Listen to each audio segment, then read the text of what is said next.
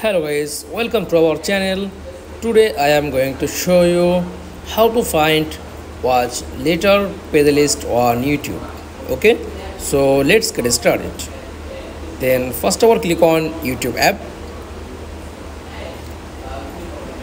Okay, tap on profile icon.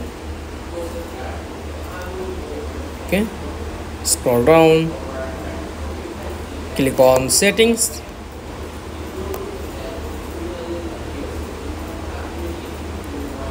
Click on manage all history.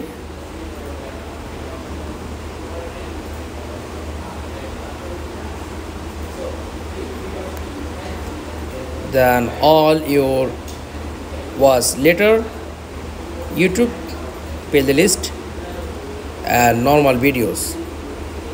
That's all. Thanks for watching. Please like, comments and subscribe. Thank you.